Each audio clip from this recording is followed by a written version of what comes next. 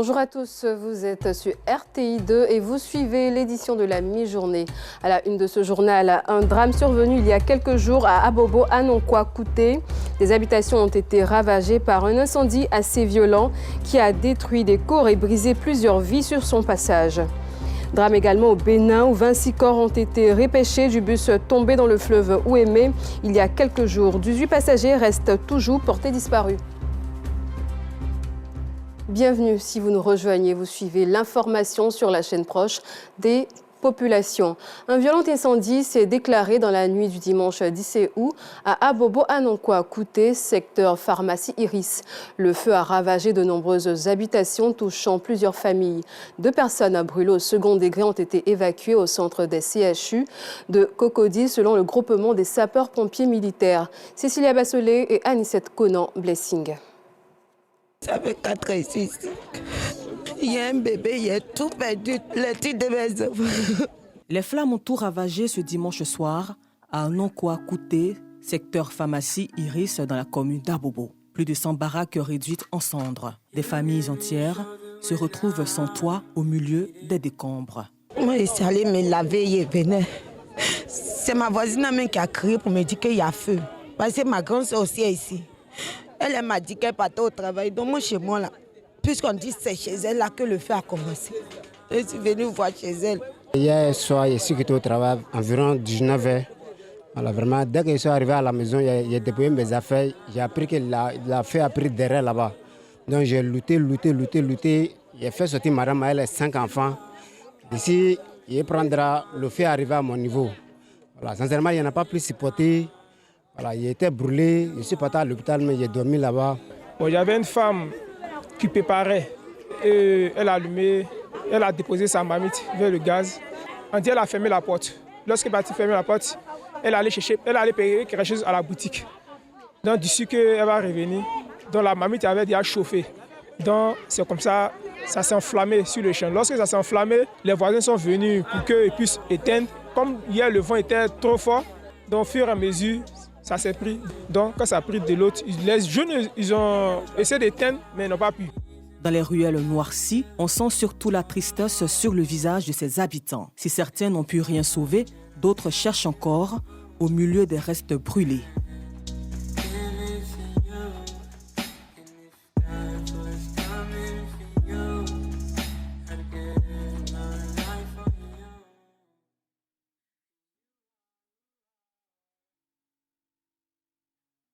Selon une publication du groupement des sapeurs-pompiers militaires, le feu s'est étendu sur une superficie de 2500 mètres carrés. 2 personnes brûlées au second degré ont été transportées au centre des grands brûlés du CHU de Cocody. Les soldats du feu ont dû engager plusieurs engins pour éviter une propagation des flammes. Mais ce soir, dans la commune d'Abobo, au-delà des chiffres, ce sont des vies brisées, des familles qui doivent tout recommencer.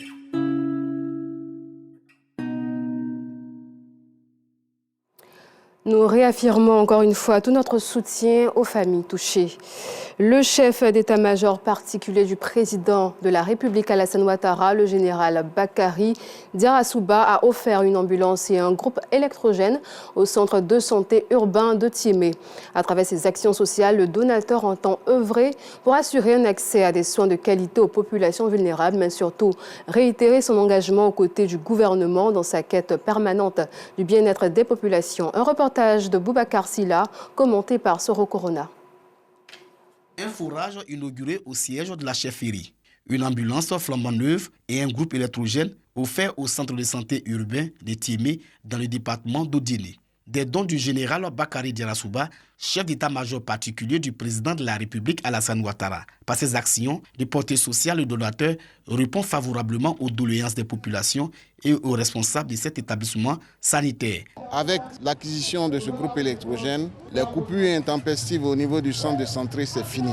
Et l'ambulance va nous permettre de faire les évacuations vers les centres de santé les plus équipés. Ces équipements vont servir à la population de Thiémé et au-delà même pour la région du Denguélé.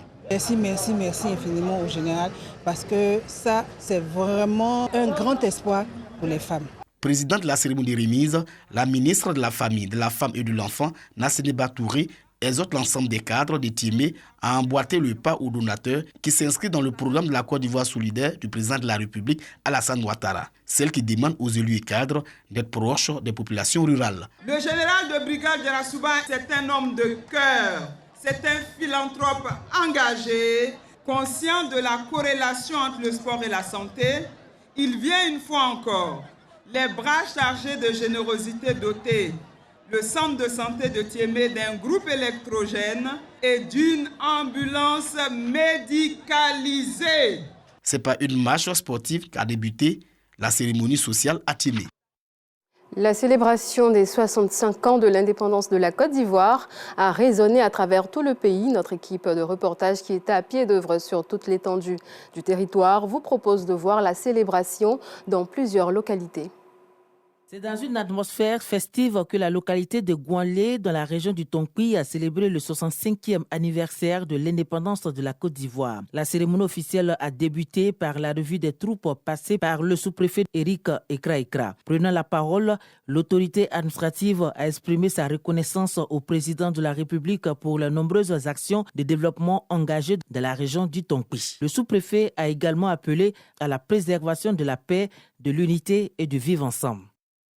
Consulat général de la Côte d'Ivoire à Lyon en France, le 7 août a des allures festives. L'anniversaire de la Côte d'Ivoire libre depuis 65 ans, cela a du sens selon le consul général Ezoa Aka Lambert. La célébration de notre indépendance est aussi un appel à la responsabilité collective, à l'engagement citoyen et au devoir de mémoire. Soyons fiers de notre héritage. Hymne national, propos forts face à la diaspora mais aussi aux délégations consulaires amies. Le consul général insiste sur la démarche citoyenne avant les prochaines joutes électorales. Le consulat général de la Côte d'Ivoire à Lyon a été créé en septembre 2019. Sa mission, l'encadrement de la diaspora de l'Auvergne-Rhône-Alpes et des alentours. À la Côte d'Ivoire. Merci. Pointez à la Côte d'Ivoire, merci.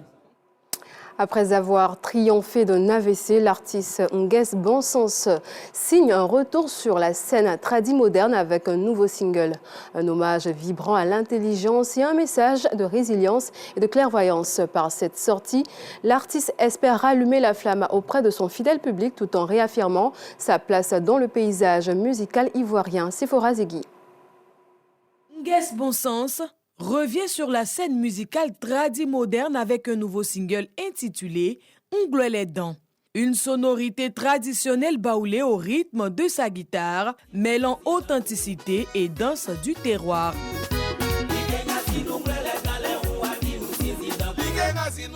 Ongles les dents signifie l'intelligence. Si tu... Un exemple, tu t'en vas quelque part, tu n'as pas fait attention, peut-être tu tombes, tu descends dans un trou. Demain, quand tu vas repasser là encore, tu sais que là, la dernière fois, je suis tombé dedans. Donc, je vais faire attention. Donc, si tu as été ignorant dans une affaire, prochainement, tu vas être intelligent. Absent durant une longue période, l'artiste donne les raisons. Les raisons de mon absence, c'est dû d'abord, je n'étais pas prêt pour faire sortir mon album. Et puis encore, au moment où j'étais prêt à sortir l'album, puis je suis tombé malade. J'ai été frappé par l'AVC. Cette sortie est l'occasion pour lui de rallumer la flamme auprès de son public, tout en réaffirmant sa place dans le paysage musical ivoirien, puis d'entamer une tournée dans plusieurs villes du pays, afin de remercier les mélomanes. Dans le chapitre religion, ce dimanche 17 août, les pèlerins musulmans de la commune d'Abobo étaient à l'honneur au complexe sportif de la Sogefia. Ils ont été accueillis par la première magistrate de la commune, Candia Camara. Elle n'a pas manqué d'inviter les guides religieux et les pèlerins et les fidèles à prier pour la paix et la cohésion sociale, mais aussi pour des élections présidentielles et législatives apaisées. Cette cérémonie d'accueil des pèlerins a été suivie de la présentation des vœux de Nouvel An au président du COSIM, section Abobo. Cécilia Bassolé et Pargas Reconnaît des Madangui.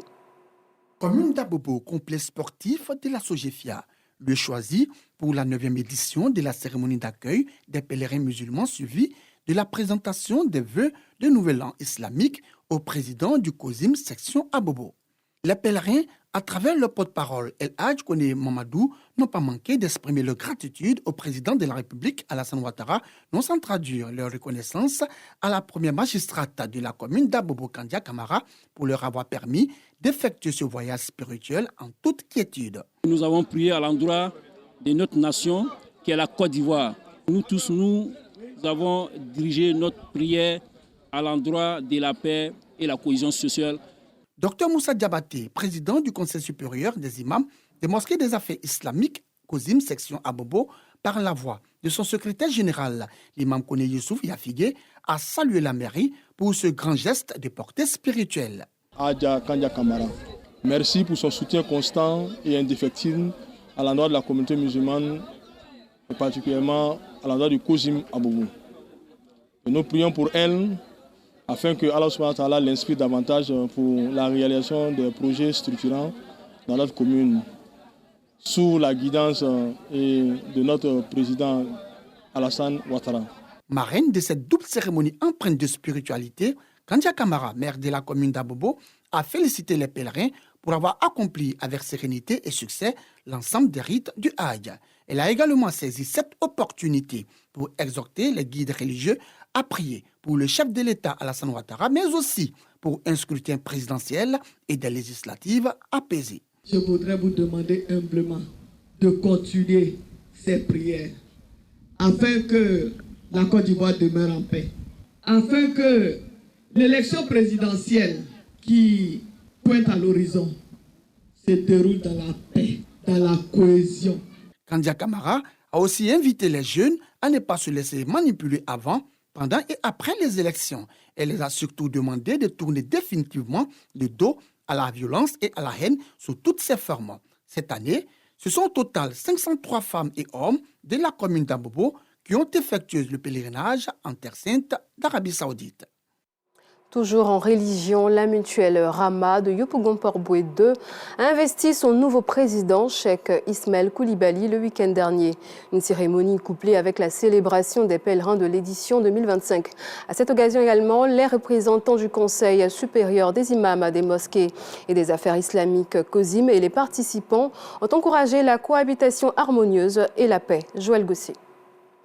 Cheikh Ismaël Koulibaly préside depuis le week-end dernier aux destinées de la mutuelle Rama, une entité associative qui milite pour le dépassement des divergences doctrinales, parler d'une seule voix et instaurer un dialogue permanent au service de la cohésion au quartier Port-Boué II dans la commune de Yopougon. Le nouveau président livre ses priorités. On entend beaucoup de choses, beaucoup de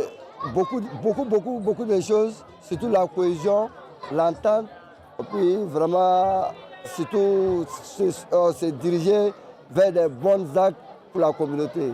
Autre image symbolique de l'événement, la présence massive des chrétiens aux côtés de leurs frères musulmans. Une manière d'entretenir la flamme du dialogue interreligieux. Une délégation du COSIM et les participants encouragent l'initiative. Le chef salue le fait que les chrétiens sont venus à un grand nombre, plus de 100 et quelques personnes pour venir participer à la fête d'intronisation de leur président.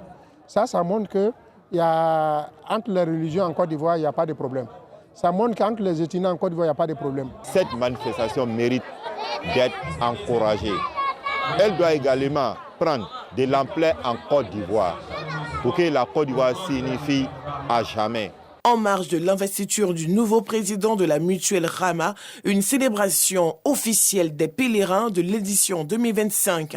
Émus, les pèlerins sont reconnaissants. Après le pèlerinage, en tout cas, nous, c'est le beau modèle devant ceux qui ne sont pas partis. Il faut qu'on leur prouve que quand ils quittent à la Mecque, il faut changer la cohésion, la paix. En tout cas, il faut avoir ça.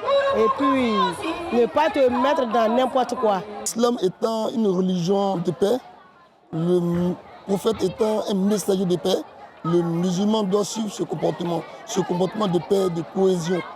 Et doit amener tout le monde vers la cohésion, vers la paix. Et c'est ce comportement qu'un pèlerin doit avoir. Les chants, les échanges de bénédictions et les gestes de fraternité ont donné à l'événement un caractère profondément humain au-delà de toute étiquette religieuse. Dans l'actualité internationale au Bénin, après le drame survenu dans la nuit du 16 au 17 août 2025, le bus tombé dans le fleuve Ouémé a été repêché. 26 corps sans vie ont été sortis de l'épave, partis de Lomé en direction de Malanville à près de 250 km au nord de Cotonou. Le véhicule transportait 54 personnes, dont 18 sont encore portées disparues. Voilà, c'est la fin de cette édition. Merci de nous avoir suivis. Très bonne suite de programme sur RTI2.